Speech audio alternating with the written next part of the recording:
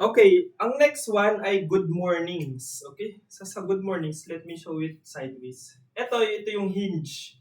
So, stand up, upper body straight, bend your legs a bit. Tapos, di ba, mag-hinge tayo. Pero here, you need to go low. Like tabletop position. Okay? Somewhere there. Tapos yung hands on your ears. Tapos go up. All the way up. Hinge lang siya, basically. Pero you go down, go lower. But not too low, ha?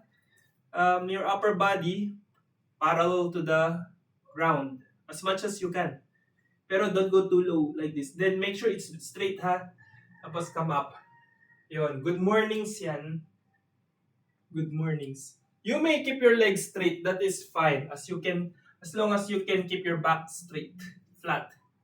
Okay, for the intermediate at advanced level, eyes closed lang. Sa module, meron siyang nakalagay na weighted. So, pwedeng may bar dito sa likod. Ganun din yung movement. Pero, if you don't have a bar, keep your eyes closed na lang.